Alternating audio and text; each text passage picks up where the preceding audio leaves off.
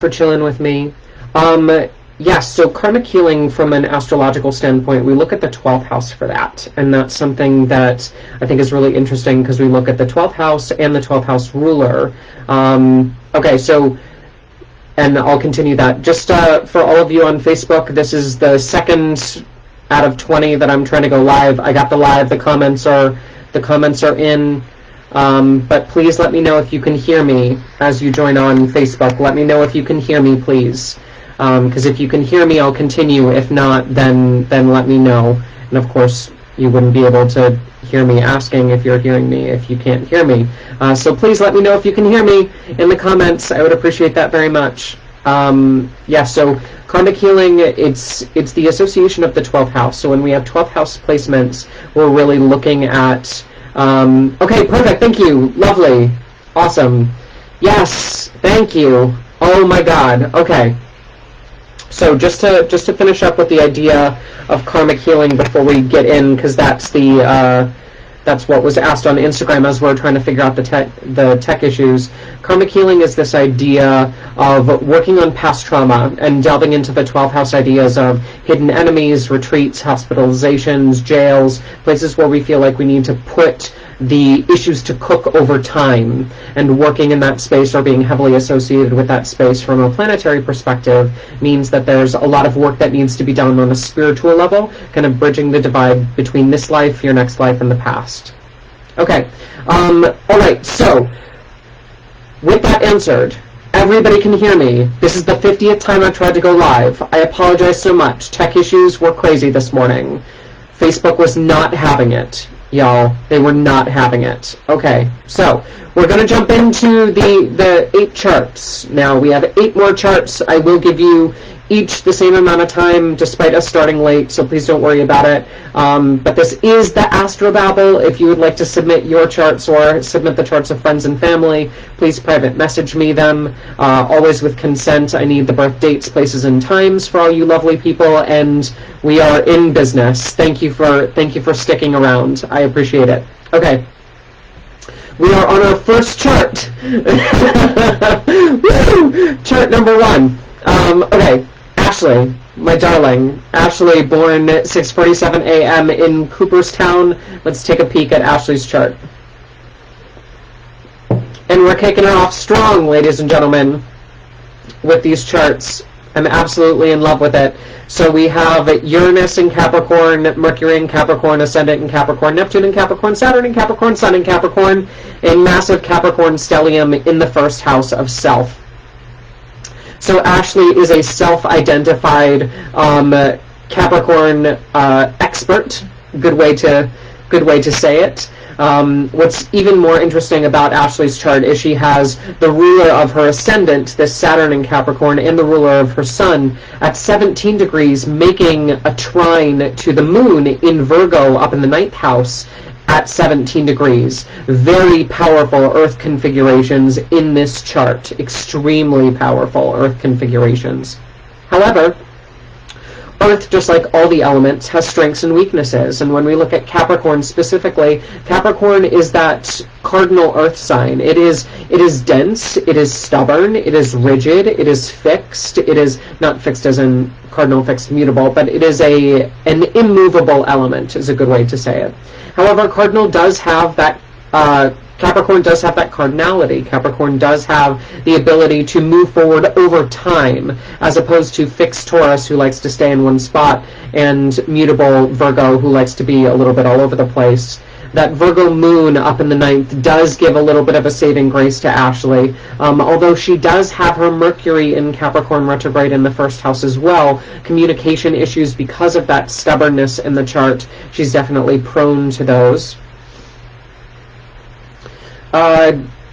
So many planets in Capricorn in the first, really just, the more we can understand about Capricorn, the better with these placements, because you've decided, Ashley, with all of your will and all of your might, that you would embody everything that Capricorn stands for. So we can look at you as a leader, we can look at you as somebody who is constantly trying to improve over time, somebody who plays the long game, not the short game. We're looking at a sign who's really mature, far more mature than their years would dictate. somebody who always likes to sit at the adult table even when they're a child. Somebody who identifies very strongly and has a strong sense of will in their chart, because the Sun in Capricorn ruled by Saturn in the first house is just giving you this doubling down of all of this fierceness of conviction. And, you know, that's not to say that you can't be off the rails sometimes, because you have this Uranus and this Neptune, especially with Neptune conjoining your ascendant. Like, you have this flair for fantasy. Unfortunately, you don't let it out as often as you should, but it is there. You have this gooey center, would be a good way to say it. We just need to make sure that we're balancing that gooey center with some of the rigidness of Capricorn. We do have Venus in Aquarius retrograde at 0 degrees in the second house, as well as the North Node in Aquarius in the second house, ruled by the first. You know, a lot of your identity is associated with money, Ashley. And I think that that's something that you're here to master this go-around. I think it's something that you're specifically here to figure out, this idea of personal wealth. But, you know, with so much Earth in the chart, I think we need to respect that we're not just talking about physical money here. We're talking about time. We're talking about energy. We're talking about non-tangible resources, just like we're talking about tangible resources. And Venus in Aquarius retrograde really... it really distances and sacrifices the feminine principle in your chart, which in the second house of personal wealth, we don't really like to see that. We don't like to see you not taking a break and cutting yourself some slack. Venus, who's normally this very abundant, very goddess-like energy in the chart, you've stuck her in a fixed air sign ruled by Saturn and put her backwards in the second house of finance. Like, there is zero slack in your chart, and every time that I try to expose a soft aspect, there's another round of that. Nope, I'm hard. Nope, I'm dense. Nope, I'm Capricornian. And even when we would look at Venus, who is the ruler of softness, who is the ruler of round edges, you know, you stuck her in a fixed air sign and evaporated all of her moisture and turned her around in the second house of finance. So I think that that's just really interesting. You've chosen to specifically make sure that rule breaking is not tolerated in your chart, and there is no sense of rest in your chart, and that might be something that we actually need to remediate with and kind of work one-on-one with as well. The moon in Virgo in the 9th being connected to this Jupiter in Cancer retrograde in the 7th, I think is really interesting in terms of a placement, because you've decided that your spouse is almost going to be the exact opposite of you. Jupiter is the energetic opposition to Saturn. Jupiter rules expansion, Saturn rules contraction, and with a Saturn-ruled chart, and having so much Capricorn energy in the chart, you've decided to bring in a spouse who's very jovial, who's not just Jupiter, but Jupiter in Cancer, the sign of his exaltation. You know, he's so powerful in Cancer, he has so much to say, and to have Jupiter in Cancer retrograde, you know, it just means that Jupiter is very fixed in their ways, and to have that overly abundant energy in the 7th house of relationships, ruled by your moon, that soft earth principle in Virgo, in the 9th house of travel, foreigners, higher education, you know, it really speaks to me about you bringing in a spouse who's here to bust up a lot of these preconceived notions about how hard life is supposed to be. Like, you're marrying into ease is a good way to say it.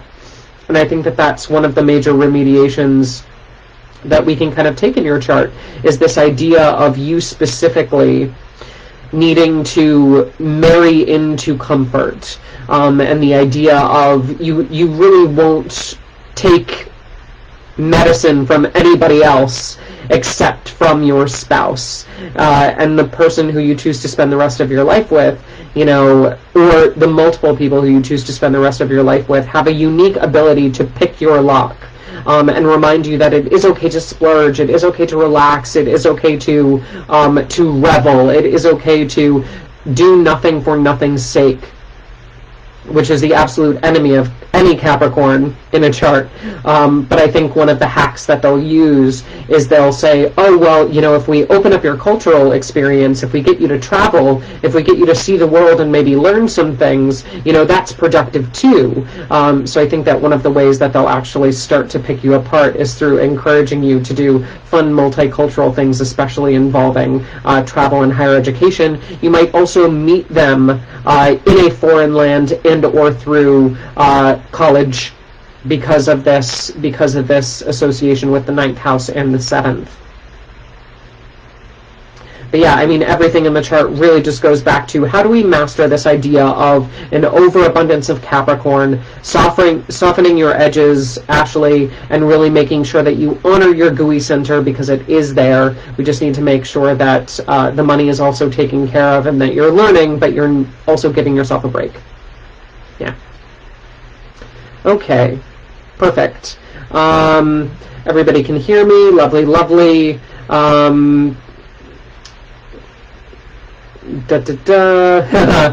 That's funny, Robert. I have a new enemy. Where do I hide the body from a planetary perspective? We would hide that in the 4th house of home, but we would also look to the 8th house from the 6th.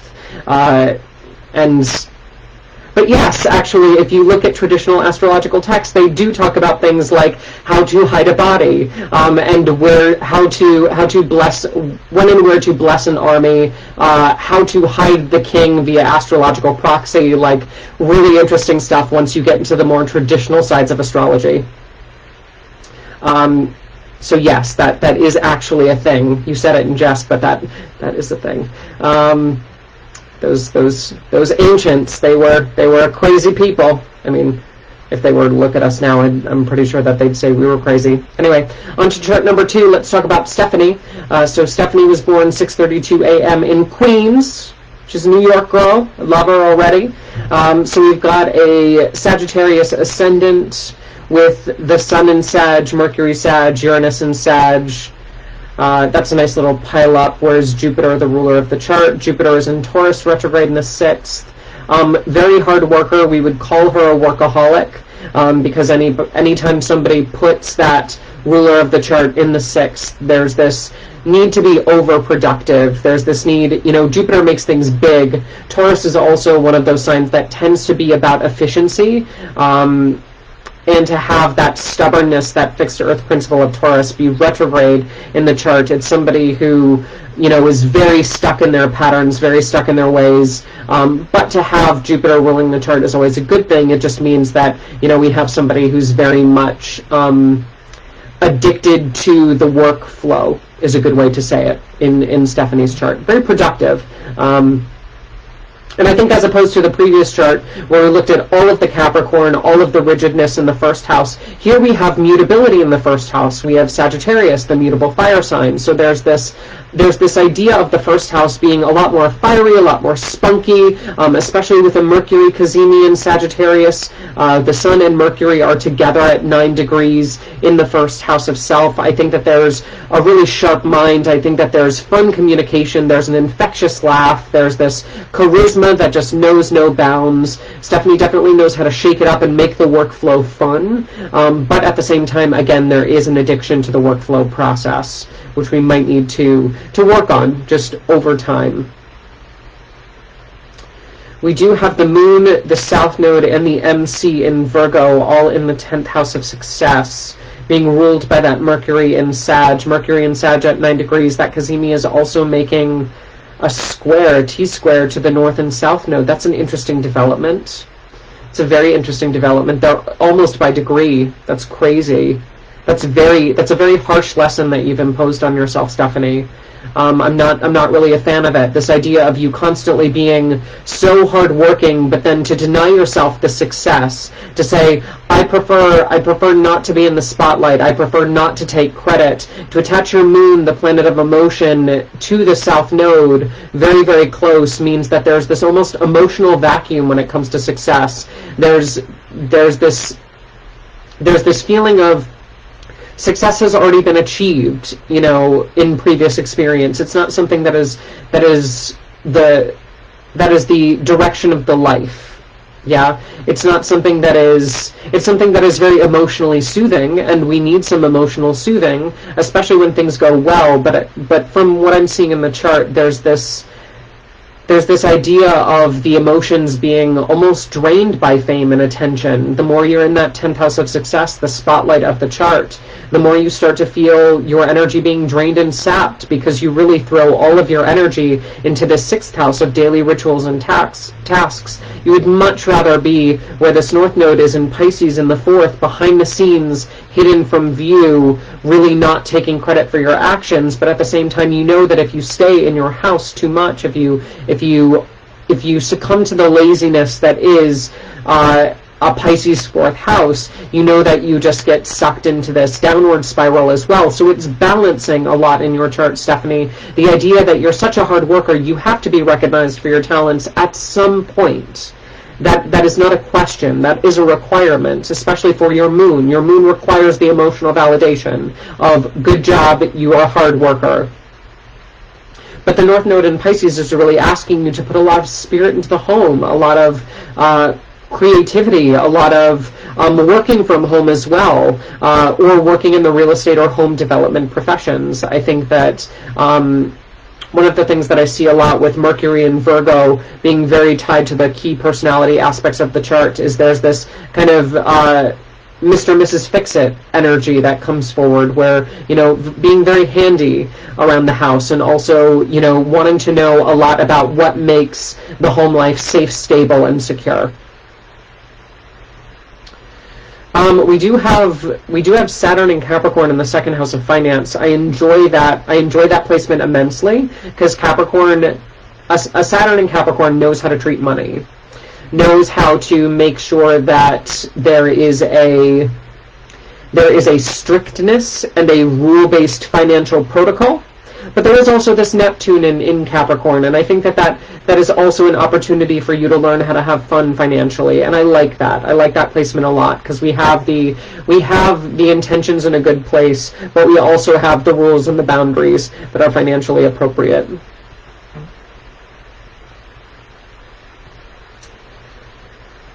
Ooh, Stephanie, and then we get into deeper aspects of the chart. This Mars and Aries in the 5th, you're so creative. So creative. Should you have children this time around, they will be very athletic, very competitive, very aggressive with this Mars and Aries, especially in the first decan of Aries. It's a very kind of it's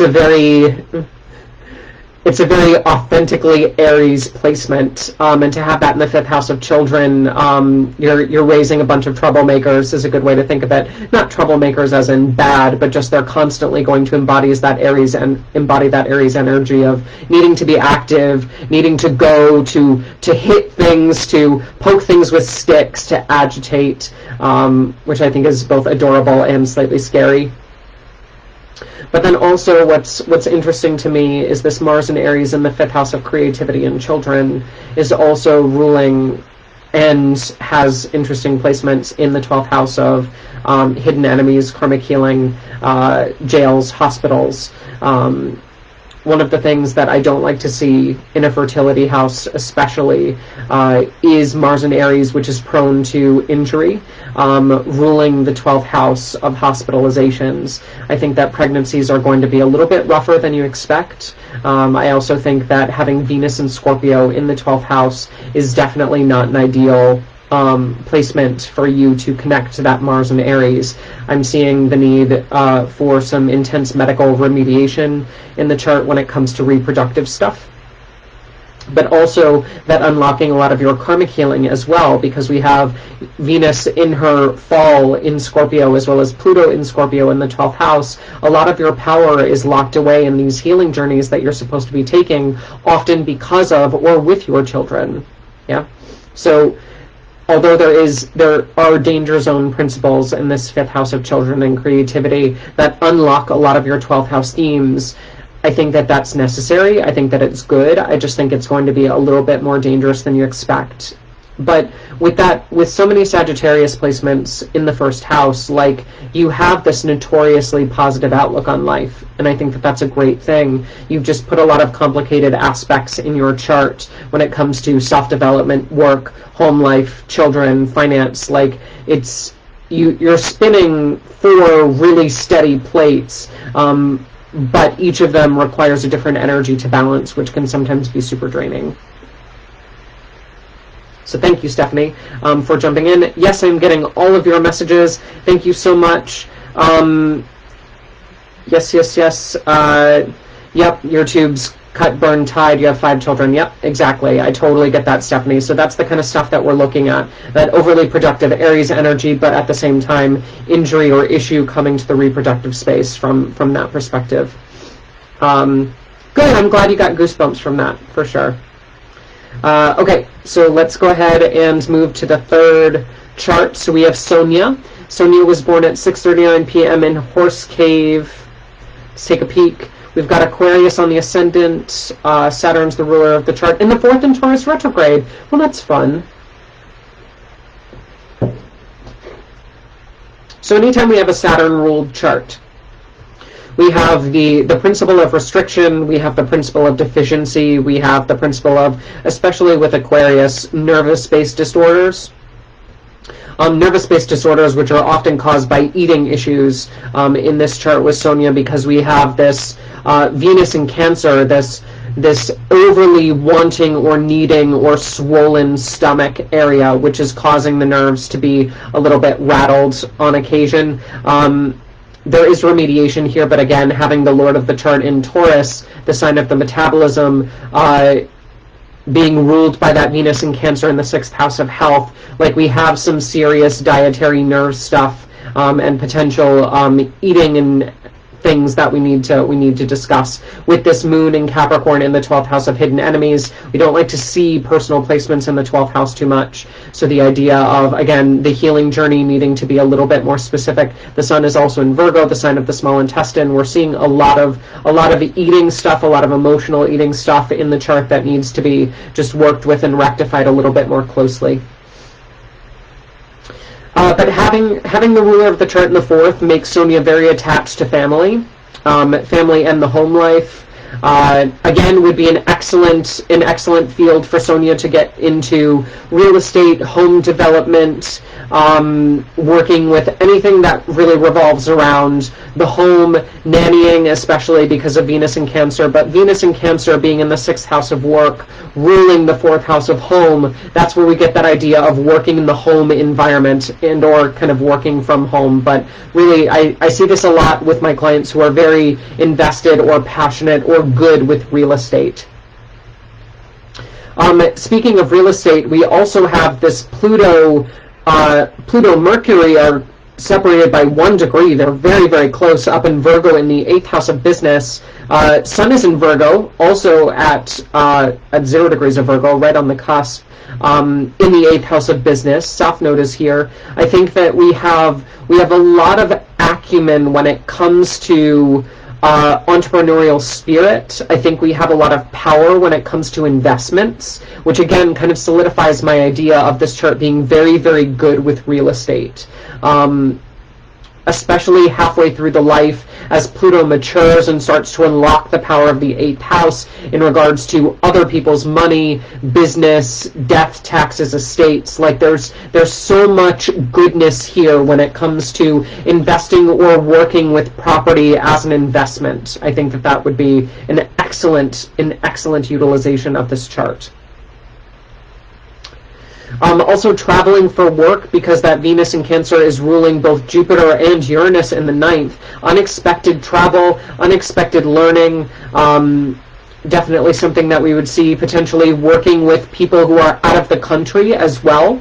I really, really enjoy that interpretation. Like, again, just the idea of property investment. Like, one of the cool things about real estate, especially as I've learned as I've traveled, is that it's very common for people who have money overseas to invest in property in the U.S. and buy homes in order to rent or get take advantage of currency situations depending on where they're at. So I think that's a beautiful expression of the chart, is working with foreign investors with that Jupiter in the ninth, being in sort of reception or rulership with that Venus in Cancer. I love that. Mars and Sag, we definitely have charisma in the chart when it comes to large groups. Oh yeah. You'd also be an excellent teacher of large groups, because this Mars in Sagittarius is also ruling the third house of writing, teaching, communication. Sonia, you'd be an excellent presenter. You have the charisma for it. You also have that really detailed Saturn Aquarius stint in the chart. The one thing that we really need to kind of focus on, though, in the chart from a remediation standpoint is this idea of the moon in Capricorn in the 12th. I'm not a fan of how hard you are on yourself. I'm not a fan of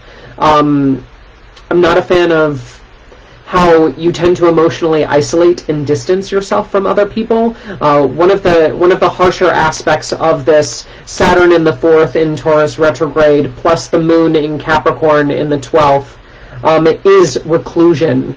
And being a recluse and retreating into the home and not wanting to leave because it is a safe space for you. And unfortunately, it's one of those things where we need to surround you with a little bit more love, a little bit more TLC. You're fine when you get in front of a group, but if you were left to your own devices, there is this tendency to stagnate in the home and retreat, especially when you feel emotionally vulnerable.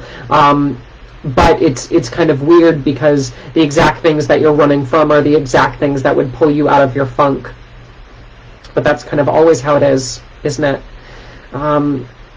Just as one final note before we switch, the Jupiter in Libra in the 9th house of travel, foreigners, higher education is ruling that North Node in the 2nd in Pisces, and I think that a large majority of your personal finance will come from traveling abroad and or working internationally with foreigners,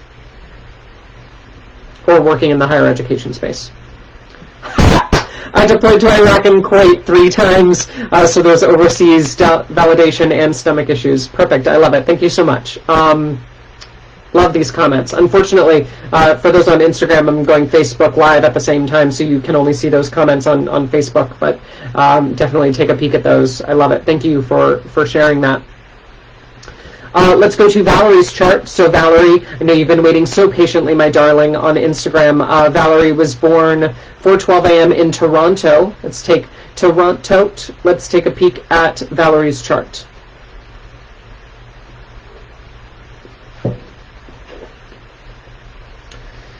The moon in Aries, 2 degrees away from the ascendant in Aries, plus Venus in Aries, all in the 1st house of South. Again, massive charisma. Having Venus in the 1st house and the 2nd decan of Aries really does bring out the influencer archetype. Especially having the moon in Aries, you have that cardinal fire behind you. You're emotionally a very driven individual. You're somebody who's constantly striving to be better, especially with this Mars ruling the 1st house in Sagittarius from the 9th of spirituality, of growth, of travel, of development, of culturing.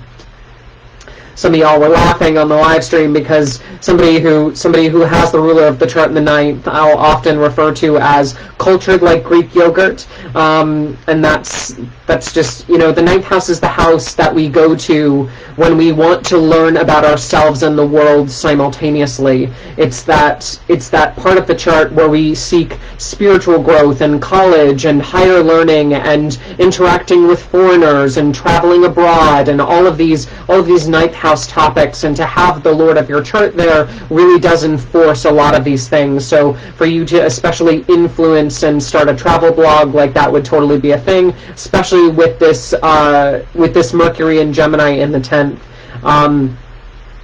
Or Mercury, I'm sorry, it's at 10 degrees, but this Mercury and Gemini in the 3rd house of writing, teaching, communication, you'd be an excellent travel blogger, my dear. Yes, for sure. Oh, and I love your financial placements. I'm a huge fan of your financial placements. Girl, get into it. So we've got this Saturn in Taurus, as well as the Sun in Taurus, in the second house of finance. I'm a huge fan of that. Huge, huge, huge. You know how to deal with money, girl. Like, you really do. Now, investments are something else. Sponsorship and investments in other people's money, that's weird to you, and we definitely need to get a handle on that. But when it comes to your own personal finance, girl, you are set. Absolutely set. I love those placements. Wouldn't surprise me if you also worked in the field of writing, teaching, communication, editing, because that Mercury in the third is also ruling the sixth house of work. In that sixth house of work, we have Pluto, Jupiter, and the South Node. Jupiter and Pluto are both retrograde in the sixth. It's a little bit tricky. It's a little bit tricky to be in the sixth house as opposed to the 10th when it comes to your work. Because the sixth house is kind of like daily tasks. It's the rules, it's the routine, it's the dictation that you take from other people. It's being a servant, right?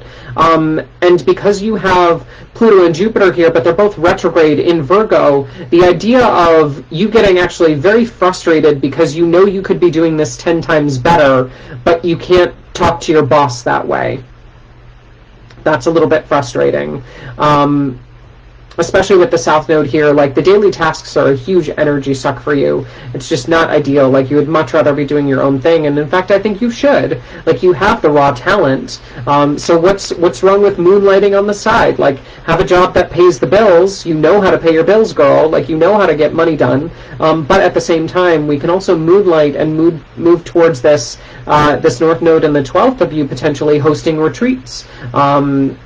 I think that would be another excellent idea for you to utilize these travel placements, these cultural placements, these monetary placements, and really dig into that, these house structures.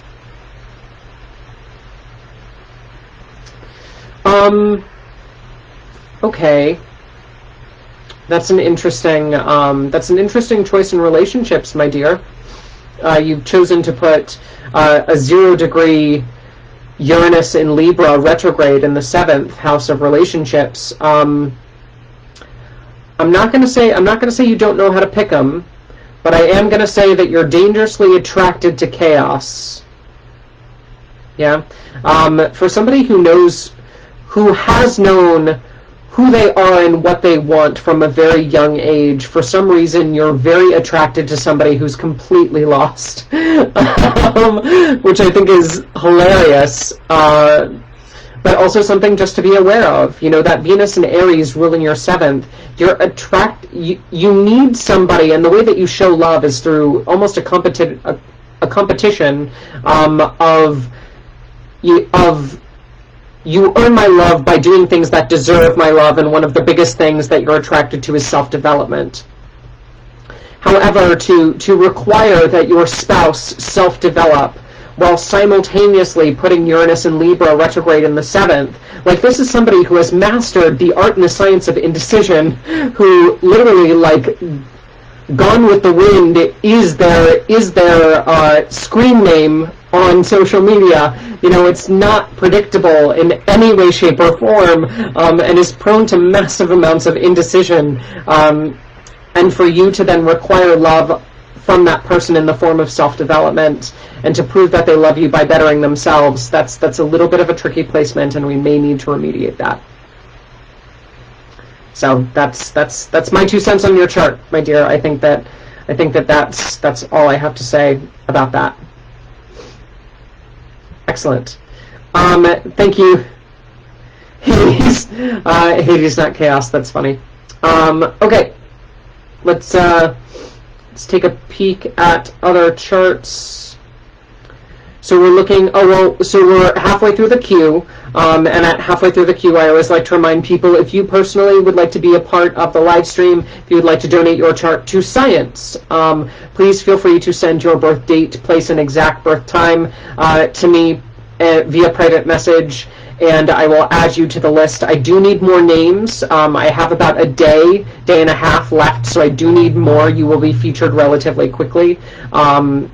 And yeah, I do need the names. If you also would like to schedule a private consult, please feel free to go to ScorpioRisingAstrology.com, which is my website, fill out the consultation request form, check out my consultation offerings to support the cast, or if you want to learn astrology, I have an online school as well.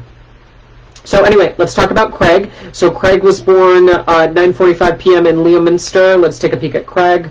Oh, Craig, you're such an idealist. Neptune in Sag retrograde, very close to the 26-degree Sag ascendant, with Jupiter in Libra in the 11th, just about to station. Honey, boo-boo, darling. I love it. Now, we need to tread very carefully because a Neptune can join the ascendant in Sag is a little bit of a recipe for toxic positivity. Like, it's one thing for you to strive for an ideal world, and indeed you've put so much of your energy in the 11th house of group efforts and social activism and tribe mentality. But I think we also need to understand that you shooting for the ideal and you being practical, those things need to be balanced. Like, social justice warrior needs to also meet paying bills on time, right? And in fact, I think you would do very well in charity work because your Saturn in Libra, which is exalted, although it is retrograde, is in the 11th house as well and is ruling your second house of finance. So if you're not already doing charity or philanthropic things, I think that would be very financially beneficial for you. And indeed, like, you've surrounded so much of your chart with this idea of groups and tribes and friendships. Like, but you're definitely you're definitely a yes man, so we need to make sure that the idea of the no also being important in your life. You know, they're yin and yang. They are both tools. You know, one is not bad, one is not good. But especially when you're carving out the ideal society, we need to represent that saying no to certain things, like cough, cough, racism. Yeah, saying no to things like racism and saying yes to things like Black Lives Matter. That's, you know, yes and no are tools of power. What you say yes and what you say no to, carve out the statue of your experience. And with that Saturn and Jupiter both firmly placed in the 11th, you know, learning how to say yes and no as weapons of change, as tools of creation, definitely something to be aware of. Aww. But you've also decided this time around that you're gonna have a family. Oh, honey. You're just a big puddle. Oh, I love it. So this moon in Pisces in the 4th house of family is just so soft and so gushy and so sensitive and so psychic and intuitive as well. I'm a big fan of it. But it does mean that your heart recharges in the home space and when interacting with family. So if you're ever feeling down, if you're ever feeling like you need a recharge, the one thing that I would recommend is just a big home-cooked meal, throw a barbecue, throw something where you can bring your tribe together to surround you, circle the wagons, and really just kind of bond over things like food and connection. But you do have this this really interesting dynamic in the 7th house. We have the Sun in Gemini, Venus in Gemini, Mercury in Gemini, all in different decans of Gemini in the 7th house of relationships. I think one of the things that we need to be aware of from a relationship standpoint is attaching yourself to one spouse for the rest of your life is not an ideal match for you. Mercury in Gemini and having Venus in Gemini and the Sun in Gemini in each of these decans of Gemini, which represent opportunity. They represent the options that one could have and should have in life.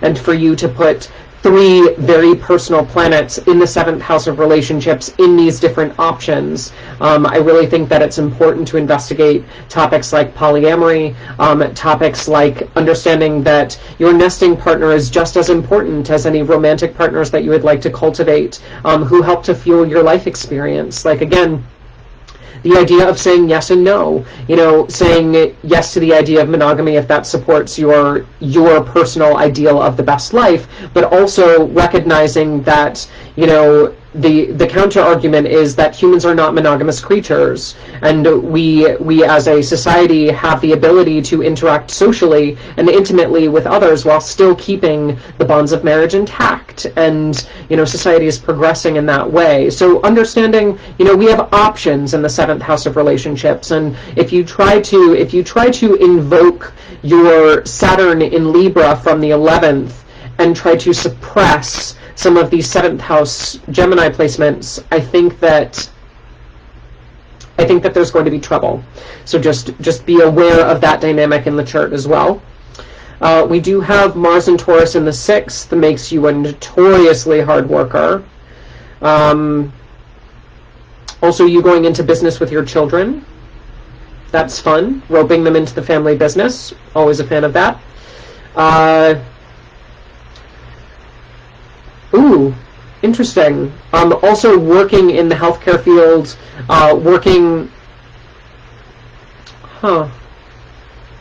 that might be interesting. You'd also do really well in the Peace Corps. You'd also do really well as a battlefield medic, because that Mars in the 6th is ruling this Uranus and Scorpio in the 12th house of hospitalizations. And what I'm seeing is this idea of you rushing to the rescue and offering emergency medical aid. Like, that's something that your chart would very much support.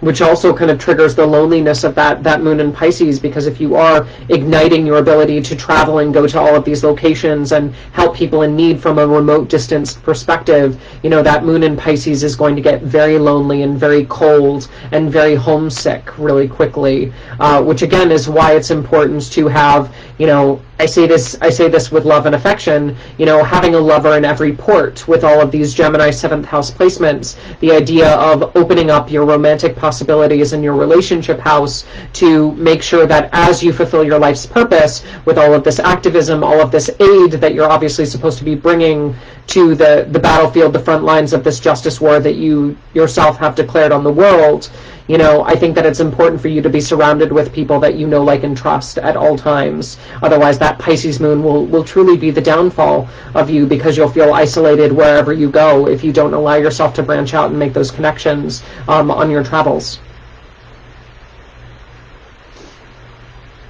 Cool. Okay, that's it. Thank you, Greg. I appreciate you donating your chart very, very much. Thank you, Sandy. Love you. Okay, let's move on to our next chart. Let's take a peek at Celeste's chart. So Celeste was born 10:31 p.m. in Wabasha.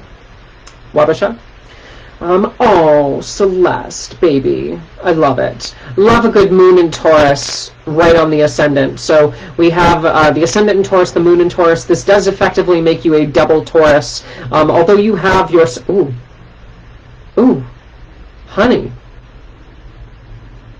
Pluto conjunct the sun in Virgo? Are you kidding me? What? It's crazy. We'll get to that in a second. Co-present with Mercury in Virgo? Whew. Can't with you. Okay. Anyway, back to Taurus. So although you have your sun in Virgo, and you are technically a Virgo, yeah, the idea of you having the moon and the ascendant in Taurus doubles down on your earth sign capabilities, and I would highly recommend that you read for Taurus in terms of horoscopes, and just learning your astrological placements as well, because there's so much of you that is comforted by things like food and routine and ritual, and staying in one place for long periods of time, and honoring the home, and really making sure that you are surrounded by material comforts and pleasures, and that you are always down for the occasional nap. Yeah, these Taurus vibes in your chart are very, very strong, and although Virgo shares some of those traits, researching Taurus and understanding your Taurus placements is also something that I think would be really valuable for you. Now let's get to the sun.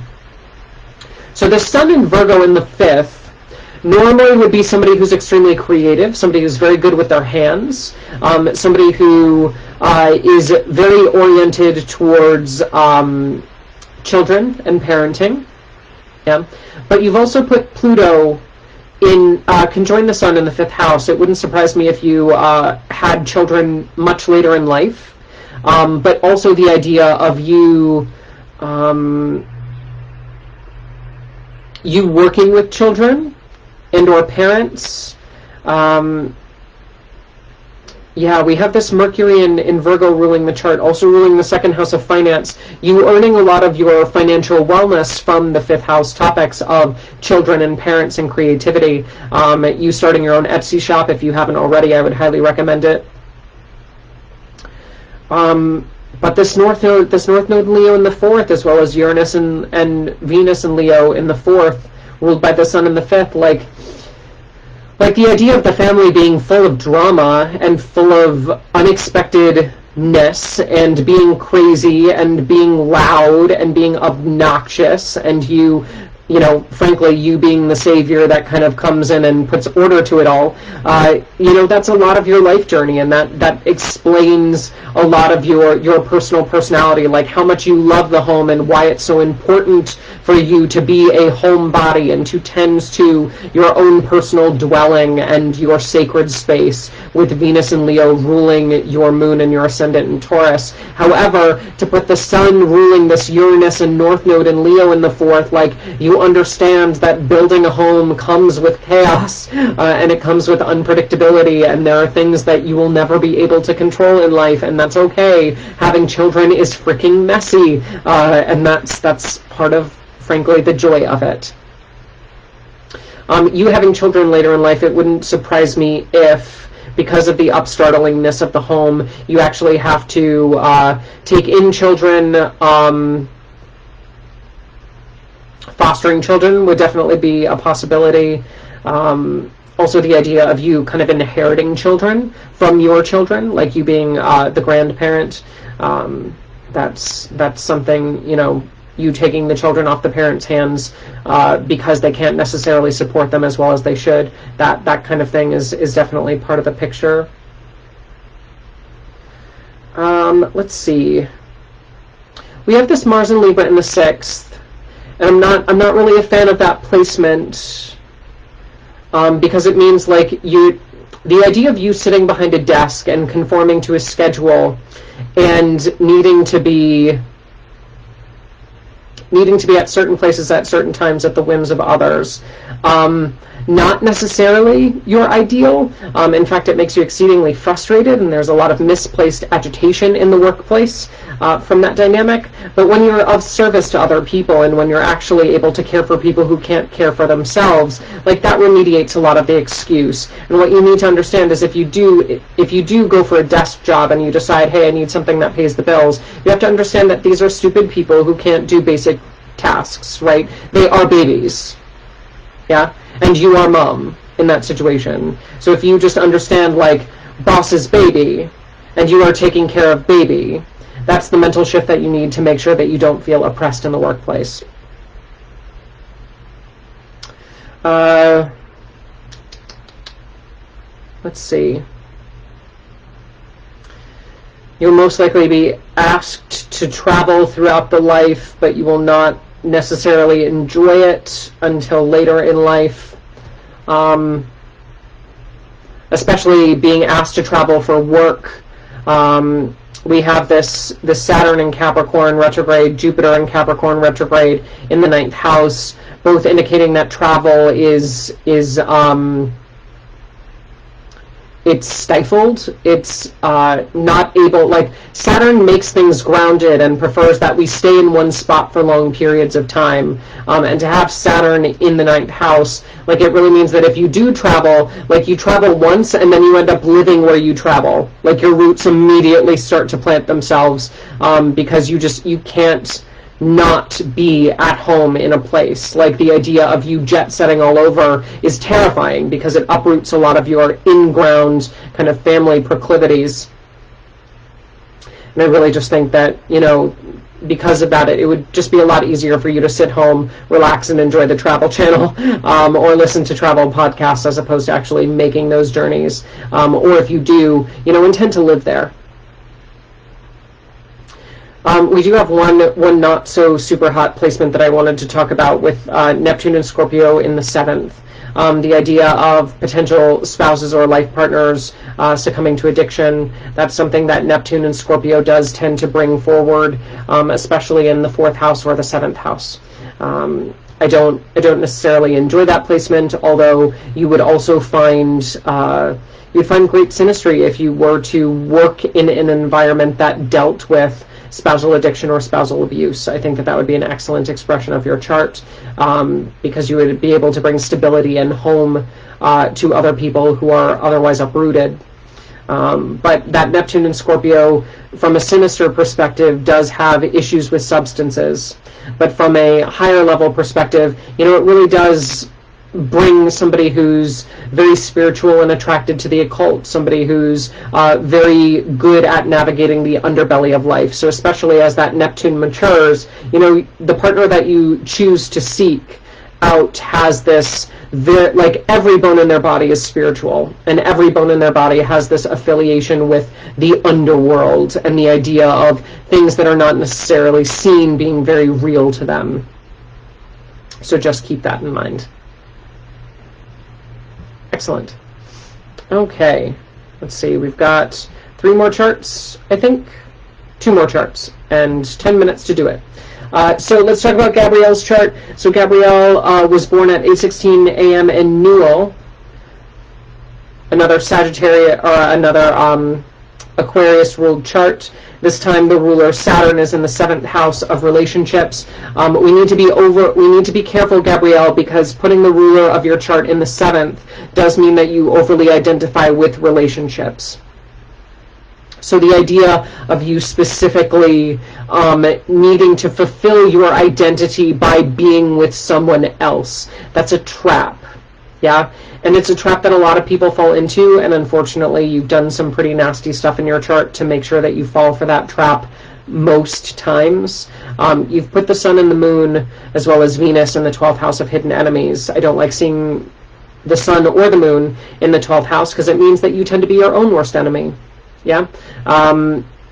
Now, it also, you can turn this around pretty easily because you're such a caregiver, and a lot of your skills come in the hospital setting, in the healthcare setting, where you're actually able to help other people heal because you have healed. Yeah. A good way to flip around a 12th house dynamic is to invest in the healing lifestyle, and sometimes that means actually seeking out employment in that space in order to remediate it. You also, because the sun is in Capricorn and Saturn is in Leo, that is a mutual reception, you potentially marrying somebody or having a spouse that is in that same healthcare field who you actually meet in a hospital setting, and also the 12th house deals with things like retreats, jails, asylums, any of those places where we really put people, places, things away in order to cook, to heal, to journey. And you're specifically very, very much supposed to be in that space.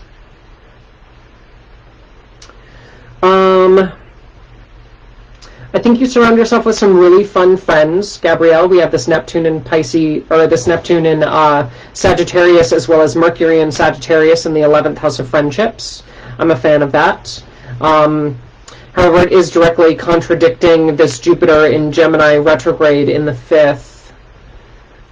But Mercury and Jupiter are in mutual reception.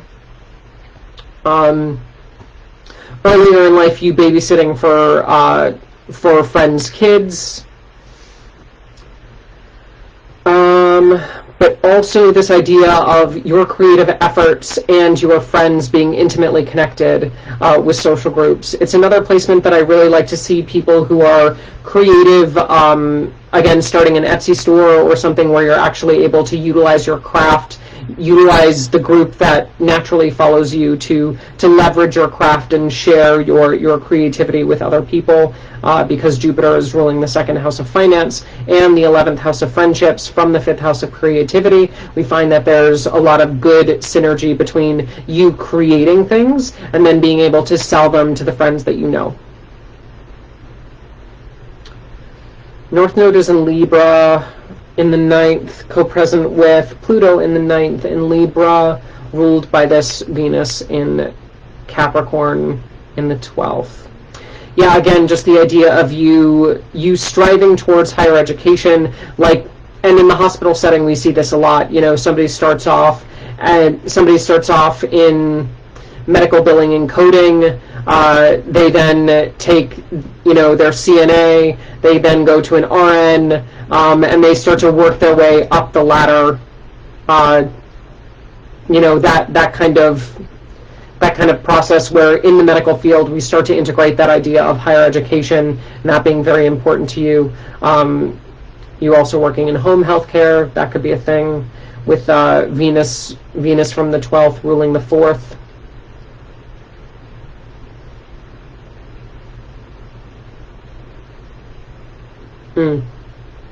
I'm interested in the spouse that you've chosen, Gabrielle.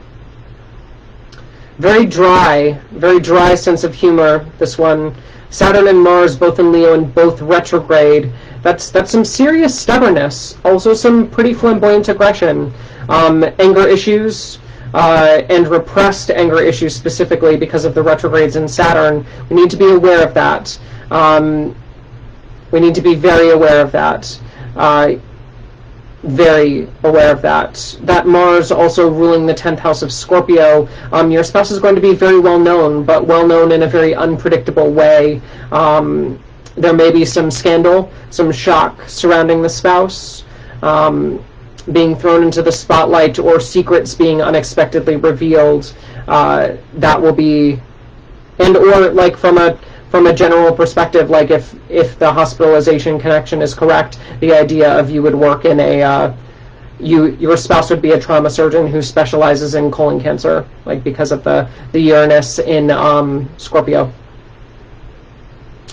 So yeah, there's that. Oh, Cancer as a specialty would actually be really good for you.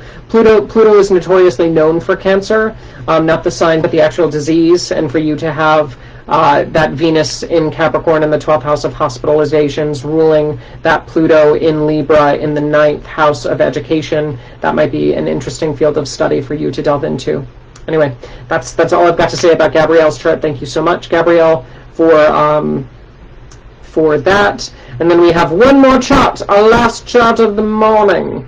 Let's talk about Joe. So we have 8:40 a.m. in Exeter, and let's take a peek at the chart.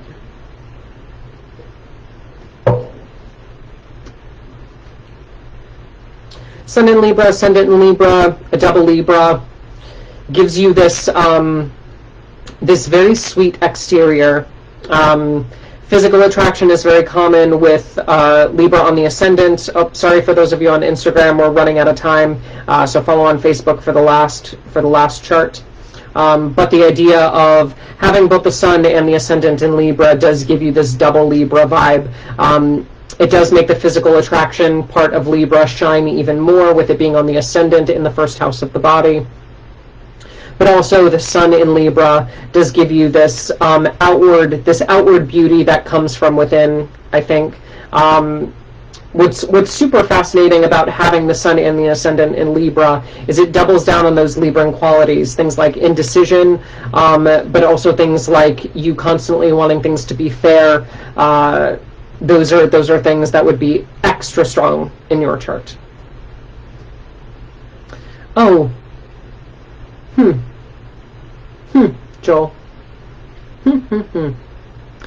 So the ruler of your chart is this Venus in Scorpio in the second house of finance, co-present with Mercury in Scorpio in the second house of finance. Not sure how I feel about this, Joel. Me and you might need to talk a little bit. Venus does not like to be in Scorpio. She's in her fallen Scorpio. She prefers the opposite sign of Taurus and or your chart's ascendant Sun placement in Libra.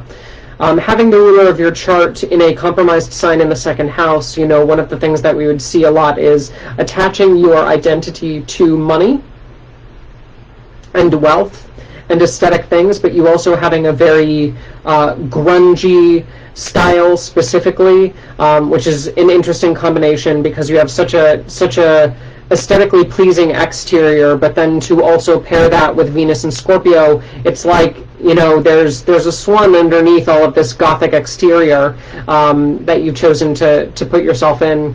And especially with Mercury being in Scorpio, the mind is naturally drawn towards topics that are a little bit more underworldly, occult-ish, supernatural.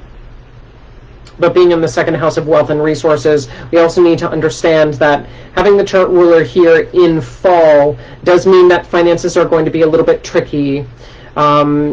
But it is something that you will need to learn how to master. It's just if we take the same mental energy that you put towards things that are mysterious and hidden and secrets, and we allow it to kind of excavate the power structures of finance and capital, it's a lot easier for you to master money when you understand that money is really all about power and secrets, and hidden wealth. We do have this moon in Capricorn, co-present with the South Node in the 4th, but ruling the North Node in the 10th. That's interesting. Interesting for sure. So having the moon in Capricorn in the 4th means that the family dynamic is actually extremely emotionally taxing for you. It's very difficult for you to emotionally relate to family, and it's also very difficult for you to be quote-unquote normal. Because this moon in Capricorn is suppressed and drained and really wants to be in this 10th house of success and independence. I see this a lot with people who have the strong Libra placements as well, and it's the idea that you're being judged for your physical exterior as being pleasing. It's easy for people to think that you're nice and you like them when you're pretty, is a good way to think about it. But that really couldn't be farther from the truth, because you have all of these Scorpio placements, all of this underworld vibe that you have underneath the surface, and then your emotions are naturally something that you have a hard time with, because you are not pushed to navigate them, because everything comes a little bit easier with that Libra ascendant.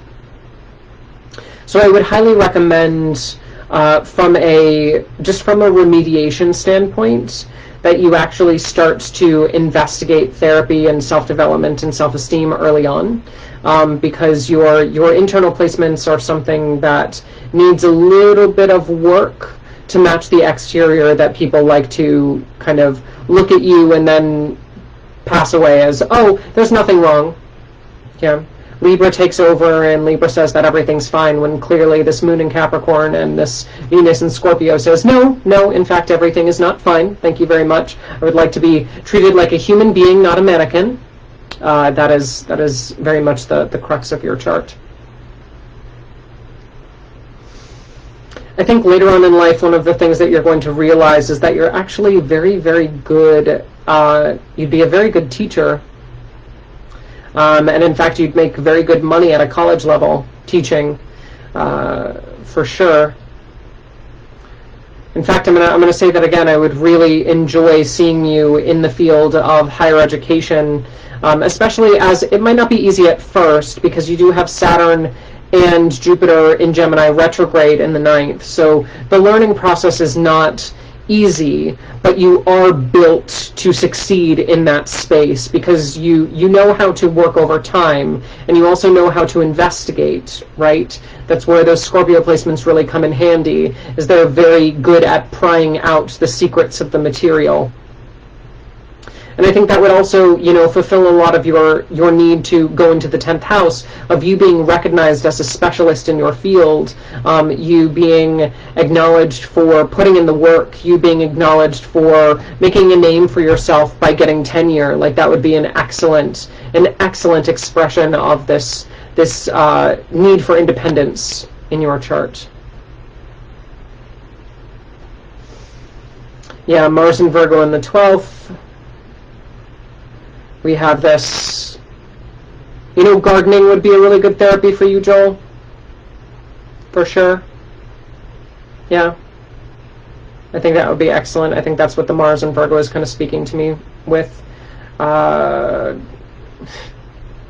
MC and Leo in the 11th. All you really want is friends who understand you. Unfortunately, people tend to keep you around for that Libra aesthetic, those good looks of yours. It's a blessing and a curse of Libra, and to have your ascendant and your sun here in Libra ruling your MC in the 11th, like, you need to be very aware that some people are literally just hanging around you because you're pretty.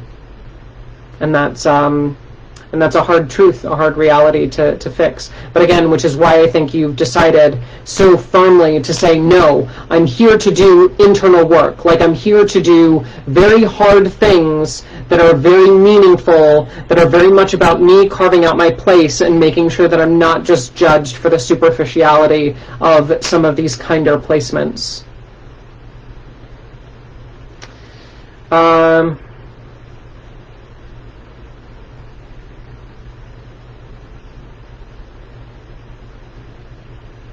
Yeah, as we get into, if you were to go to therapy and see a therapist, Joel, one of the things that I would highly recommend that you be aware of is this idea of transference and countertransference.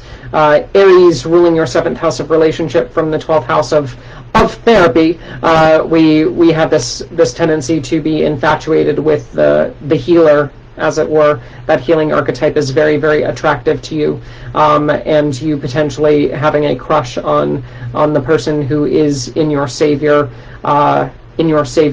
But also it's kind of why something like gardening without the influence of another person would be a little bit more ideal from that perspective. Marry the therapist, but use your actual therapy as separate from your relationship status. Yep, I think that's pretty much it. I think that's all I got to say about that chart. So thank you very much, Joel, for donating your chart. I appreciate you.